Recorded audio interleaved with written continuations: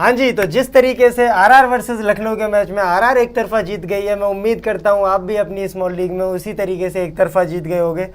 और कल की हम अब अपनी अगर कुछ बोल्ड प्रेडिक्शंस आपको याद दिला दें तो हमने बोला था कि भाई जिस कॉम्बिनेशन में आप रोहित शर्मा ईशान किशन को ड्रॉप कर रहे हो उस कॉम्बिनेशन में खलील अहमद को ज़रूर रखना, क्योंकि अगर उनकी कोई विकेट लेगा तो खलील अहमद ही लेंगे, और यही हुआ। खलील अहमद ने रोहित शर्मा को आउट कर दिया। दूसरे मैच की अगर कुछ बोल्ड प्रेडिक्शन आपको याद दिला दूँ तो मैंने कहा था कि निकोलस पूरन और मार्कस स्टोइनिस में से कोई एक फ्लॉप होगा। विद द बैट तो भाई दोनों ही फ्लॉप हो गए, निकोलस पूरन भी नहीं चले और मार्कस स्टोइनिस भी फ्लॉप हो गए, लेकिन स्टोइनिस एक विकेट ले गए, फिर भी वो ग्रैंड लीग में शामिल नहीं हो पाए क्योंकि अश्विन भी एक विकेट ले गए थे। तो इस तरीके से जिस तरीके से हमने कल 2 जैकपॉट जीते, आज भी हम उम्मीद करते हैं कि आज भी दो मैचेस हैं, आज भी ये मैच आपको जैकपॉट बनाए और आज भी कुछ ऐसी बोल्ड प्रेडिक्शंस आपको बताएं, कुछ ऐसी टिप्स दें जिनसे आपकी स्मॉल लीग और ग्रैंड लीग में बहुत हेल्प हो पाए।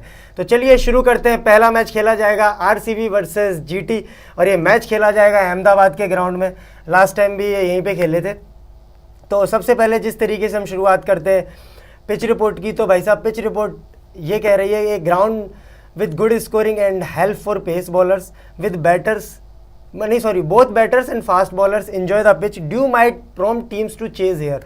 यहाँ पे क्या थोड़ा बहुत ड्यू फैक्टर रहता ही है, तो जो भी टीम टॉस जीतेगी वो चेज करना चाहेगी, क्योंकि यार ड्यू आएगी बाद में तो चेजिंग थोड़ी सी आसान हो जाएगी। लेकिन वो ये कि भाई ग्राउंड ना स्कोरिंग रन्स के लिए बहुत अच्छा है, ऐसा नहीं। हाँ, लेकिन ये क्या दिल्ली और बेंगलोर की तरह छोटा ग्राउंड नहीं है, तो आपको क्या छक्के मारने के लिए थोड़ी सी मेहनत करनी पड़ेगी। ऐसा नहीं है कि बहुत ज़्यादा 55-60 मीटर की बाउंड्रीज है। लेकिन यहाँ पे अगर पिच रिपोर्ट के अकॉर्डिंग चलें तो पेस बॉलर्स के लिए ना मदद है थोड़ी बहुत, और थोड़ी बहुत मदद है बैटर्स के लिए, स्पिनर्स के लिए अकॉर्डिंग टू पिच रिपोर्ट कुछ नहीं है। लेकिन मैं यही बोलूँगा कि सामने भाई नूर अहमद और राशिद खान है, तो ऐसा नहीं है कि स्पिनर्स को आप बिल्कुल गेम से बाहर कर सकते हैं। हालांकि इधर कोई इतना क्वालिटी स्पिनर नहीं है, लेकिन उधर नूर और राशिद है, तो बिल्कुल स्पिनर्स को आप गेम से बाहर नहीं कर सकते।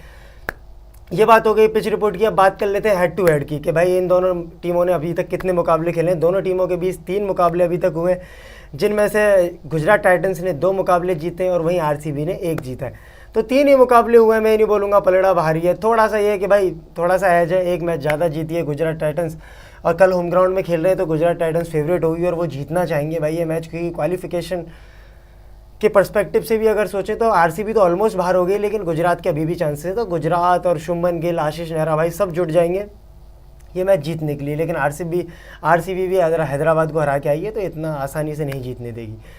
चलिए बात करते हैं कि भाई लास्ट जब इन दोनों के बीच में मुकाबला हुआ था तो क्या रिजल्ट्स थे, कौन थे आपके टॉप परफॉर्मर्स, किसने स्कोर किया था।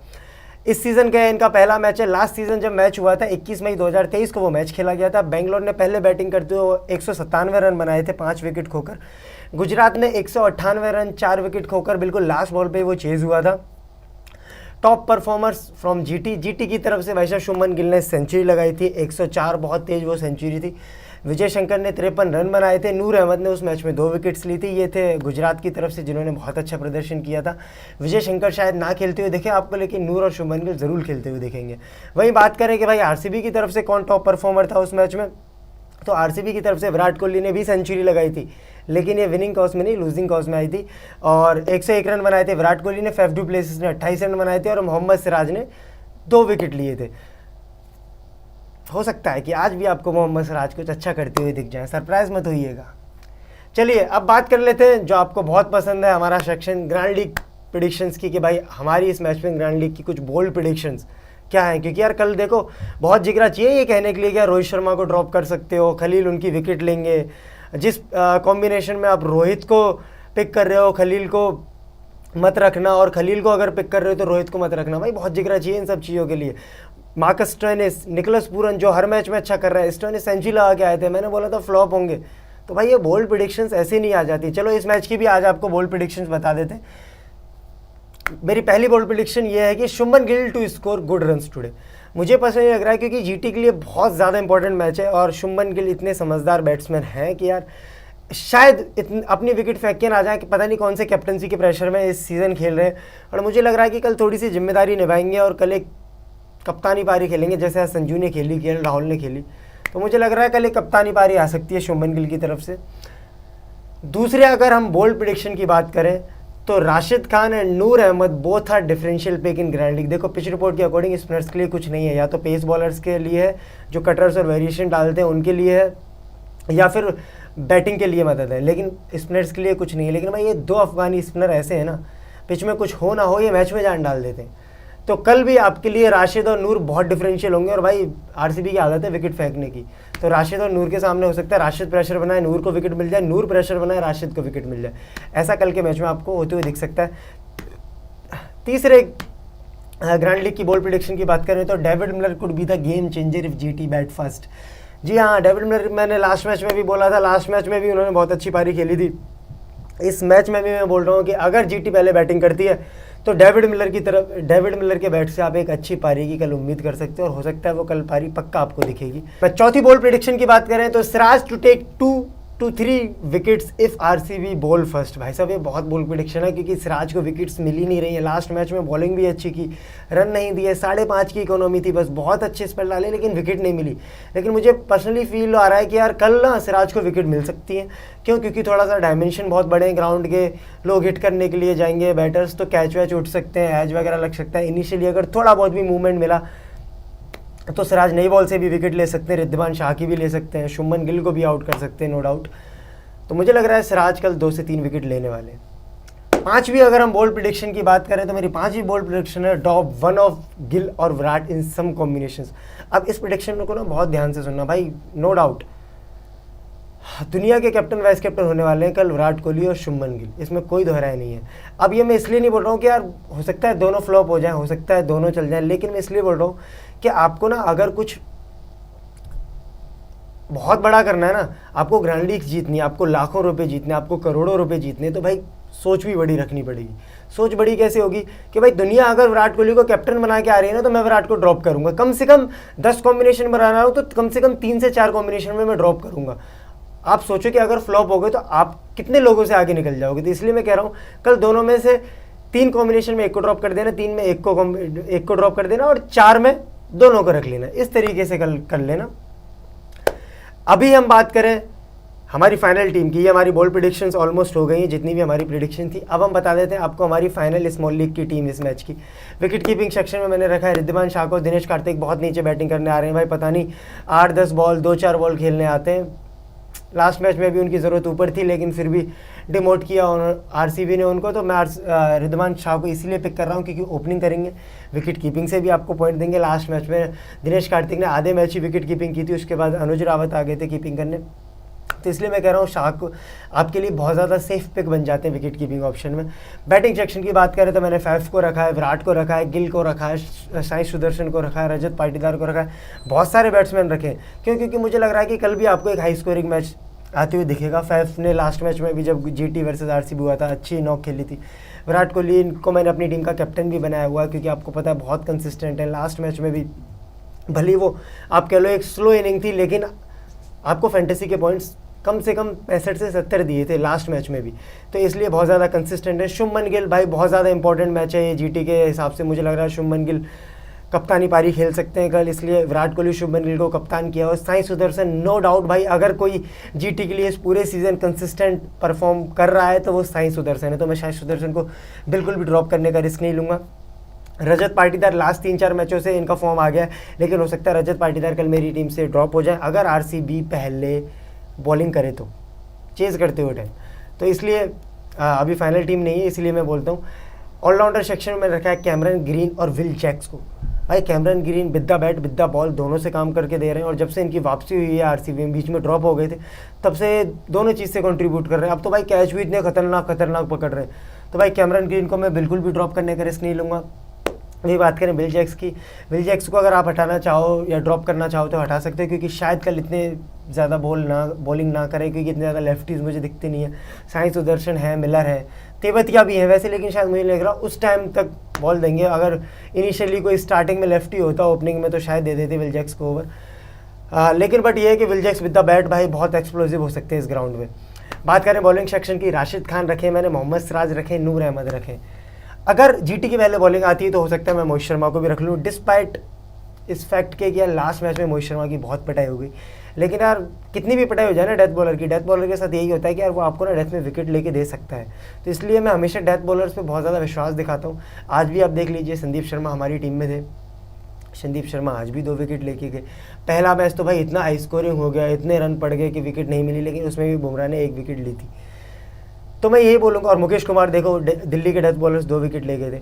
तो मैं ये बोलूँगा कि यार अगर उस जीटी की पहले बॉलिंग हुई तो शायद मैं मोहित शर्मा को अपनी टीम में रख लूँ। तो ये अभी हमारी फाइनल टीम नहीं है, आप इसका अभी स्क्रीनशॉट ले सकते हो, लेकिन हमारी फाइनल टीम आपको कहाँ मिलेगी? हमारे टेलीग्राम चैनल पे, जिसका लिंक इस वीडियो के डिस्क्रिप्शन में है, तो फटाफट से आके आप ज्वाइन कर लीजिए।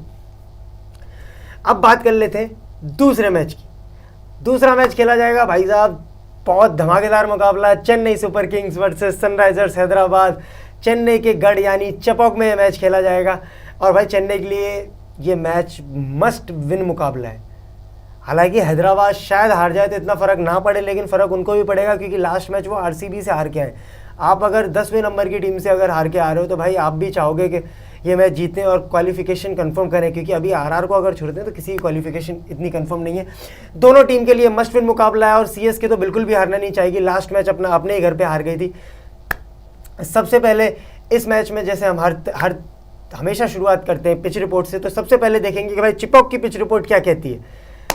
मैच खेला जाएगा चेन्नई एमए चिदम्बरम स्टेडियम में। In the last match pitch slightly gave edge to batters, however spinners and pacers with good slower deliveries often came in the game at this venue. जी हाँ, देखो लास्ट मैच में अगर हम याद करें LSG versus Chennai Super Kings match, तो उसमें क्या हुआ था कि हम एक्सपेक्ट करते हैं कि स्पिनर्स गेम में आएंगे, चेन्नई में बॉलर्स को थोड़ी से ज़्यादा एज मिलेंगे, लेकिन लास्ट मैच में भाई इतनी ड्यू आ गई थी। चेन्नई ने बहुत अच्छी बैटिंग की, ऋतुराज गायकवाड ने सेंचुरी लगाई, 211 रन बना दिए थे, लेकिन भाई ड्यू इतनी आ गई थी और मार्कस स्टोइनिस ने इतनी ज़्यादा एक्सेप्शनल नॉक खेल दी थी। डेली आपको ऐसा नहीं दिखेगा चेपॉक में कि 211 215 चेज़ होते हुए दिखेंगे, लेकिन भाई स्टोइनिस ने बहुत खतरनाक इनिंग खेल दी थी, चेज़ हो गए थे, ड्यू भी आ गई थी। लेकिन अब ये भी इंपॉर्टेंट होगा कि यार कल के मैच में ड्यू आती है या नहीं आती है, टॉस कौन जीतेगा, पहले बैटिंग कौन करेगा, पहले बॉलिंग कौन करेगा, बहुत ज़्यादा डिपेंड करता है इस मैच में टॉस पे। तो टॉस के अकॉर्डिंग जैसे पिच रिपोर्ट होगी उसके अकॉर्डिंग हम आपको ऑफिशियल पिच रिपोर्ट भी देंगे, जो हम आपको टेलीग्राम चैनल पे देते हैं। लेकिन अभी के लिए आप यही मानिए कि थोड़ा बहुत बॉलर फ्रेंडली हो गए ये पिच। आपको 250, 220, 230, भले ही ऐसा हैदराबाद का मैच है, लेकिन आपको 220, 230 शायद इस मैच में ना आते हुए दिखे। चलिए बात कर लेते हैं हेड टू हेड मैचेस की, कि अब तक भाई हैदराबाद और चेन्नई सुपर किंग्स के बीच में कितने मुकाबले खेले गए। सीएसके और हैदराबाद ने अभी तक इतिहास में 20 मुकाबले खेले हैं, जिनमें से भाई साहब सीएसके ने टोटली डोमिनेट किया है। 14 मुकाबले चेन्नई ने जीते, 6 मुकाबले हैदराबाद ने जीते। तो इस तरीके से तो आप ये कह सकते हो कि चेन्नई बहुत ज़्यादा फेवरेट है कल का मैच जीतने के लिए, लेकिन हैदराबाद इस सीज़न में बहुत अलग हैदराबाद दिख रही है पैट कमिंस की कप्तानी में। उधर चेन्नई मिस्टर थाला अभी कप्तान है नहीं, तो देखते हैं चेन्नई सुपर किंग्स कमबैक कर पाएगी या नहीं कर पाएगी। लेकिन अभी तो अगर हम हेड टू हेड के मुकाबले से देखें चेन्नई फेवरेट है भाई, नो डाउट। लेकिन अगर हम इस सीज़न के परफॉर्मेंस से देखें तो एसआरएच फेवरेट है। चलिए अब बात कर लेते हैं लास्ट मैच जब इन दोनों के बीच में खेला गया था, इसी सीज़न खेला गया था, तो क्या हुआ था उस मैच में। 5 अप्रैल 2024 को वो मुकाबला खेला गया था। सीएसके ने 165 रन बनाए थे 20 ओवर में हैदराबाद के ग्राउंड पे। एसआरएच ने मात्र 18.1 ओवर में वो रन चेज कर लिए थे। मुझे याद है अभिषेक शर्मा ने बहुत अच्छी नॉक खेली थी उस मैच में।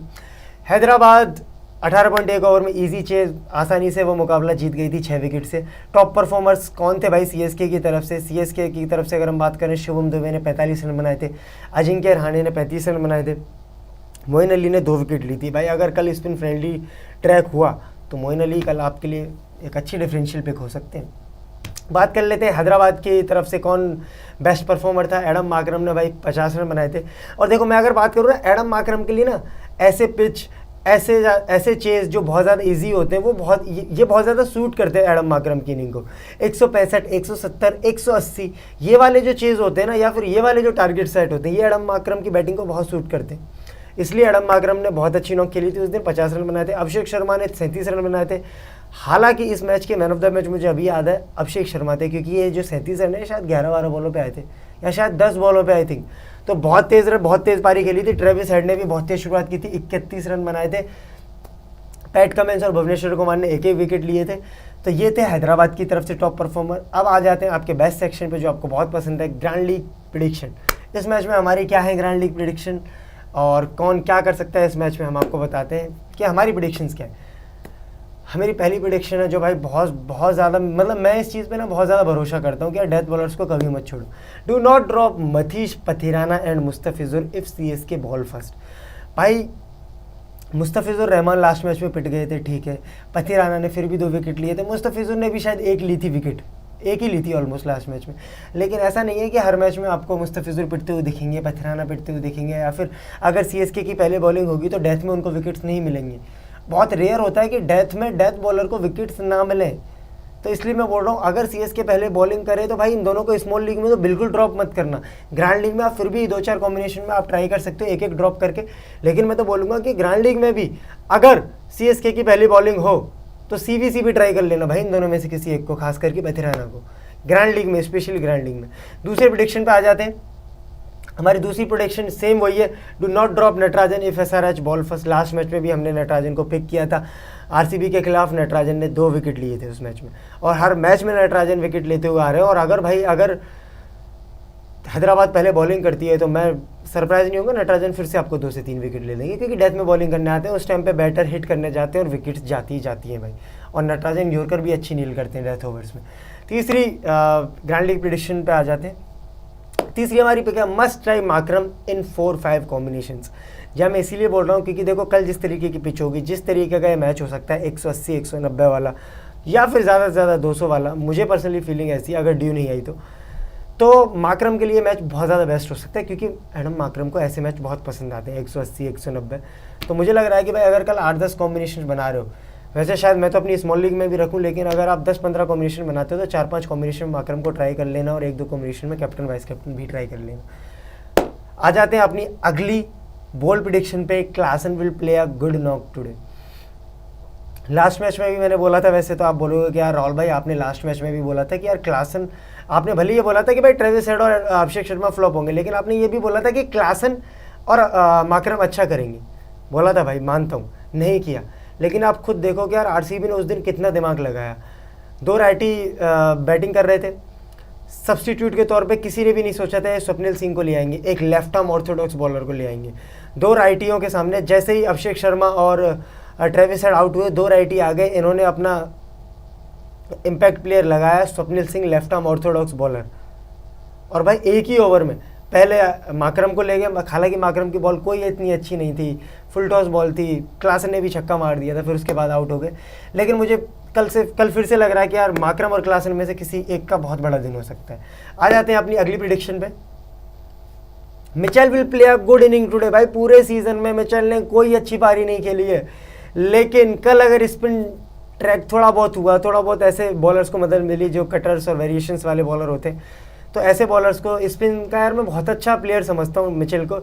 इसलिए मुझे लग रहा है कि यार बहुत हो गया फ्लॉप भाई, मिचेल बहुत पैसे दिए आपको सीएसके ने, कल कम से कम परफॉर्म करके दिखा देना सीएसके के लिए। तो मुझे लग रहा है कि यार, हालांकि एसआरएच में इतना कोई ज़्यादा ट्रबल करने वाला लग भी नहीं रहा मुझे, अगर मैं सिर्फ पैट कमिंस को हटा दूँ तो मुझे लग रहा है मिचेल के बल्ले से कल बहुत अच्छी पारी आ सकती है। अगर ये खेलते हैं तो हो सकता है रचिन रविंद्र वापस से आ जाए और सीएसके इनको वापस से इनकी उसी फेवरेट पोजीशन पे खिलाती है, 1 डाउन और मैक्स टू मैक्स 2 डाउन।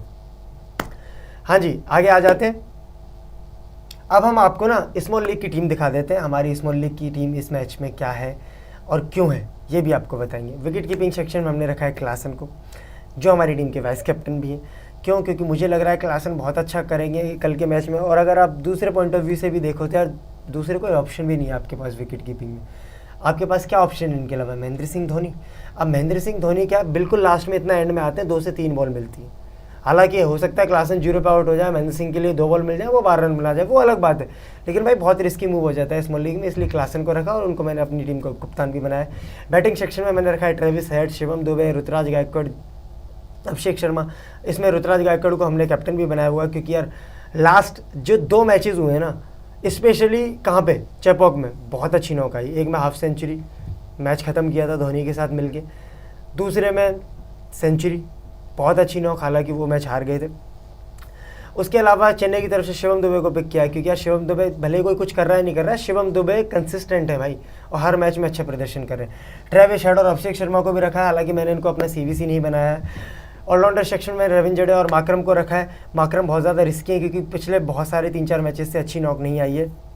आप चाहो तो इनकी जगह पे किसी और को भी रख सकते हो, लेकिन रविंद्र जडेजा मुझे लग रहा है with the bat with the ball किसी एक से कल बहुत अच्छे ऑप्शन हो सकते हैं आपके लिए। बॉलिंग सेक्शन में मैंने रखा है पैट कमिंस, मनीष पथिराना, मुस्तफिजुर रहमान और टी नटराजन। 4 ऐसे बॉलर जो बहुत अच्छा कर रहे हैं अपनी अपनी टीम्स के लिए। मनीष पथिराना भाई डेथ में आते हैं, लास्ट मैच में भी भले टीम हार गई थी, 2 से 3 विकेट ले गए थे। मुस्तफिजुर लास्ट मैच में पिट गए थे लेकिन 1 विकेट फिर भी ले गए थे। टी नटराजन डेली हर मैच में अपनी टीम के लिए 2 से 3 विकेट निकाल रहे हैं। पैट कमिंस लास्ट मैच में 1 भी विकेट नहीं मिला था लेकिन विद द बैट रन बना गए थे और मुझे याद है भाई 55-60 पॉइंट शायद दे गए थे। तो पैट कमिंस ऐसे प्लेयर है कि अगर SRH का टॉप ऑर्डर फ्लॉप होगा तो आपको सिर्फ बॉल से ही नहीं बैटिंग से भी पॉइंट दे सकते हैं। तो ये हमारी अभी फाइनल टीम नहीं है, अभी आप चाहो तो इसका स्क्रीनशॉट ले सकते हो, लेकिन अभी ये फाइनल टीम नहीं है क्योंकि फाइनल टीम मिलेगी आपको टॉस के बाद, पिच रिपोर्ट के बाद, पूरी लाइनअप के बाद। और वो कहाँ मिलेगी? वो आपको मिलेगी हमारे टेलीग्राम चैनल पे। टेलीग्राम चैनल का लिंक है इस वीडियो के डिस्क्रिप्शन में, तो फटाफट से आके ज्वाइन कर लीजिए। किस चीज़ का इंतजार कर रहे हैं? तो अभी के लिए इस वीडियो में इतना ही। Thank you.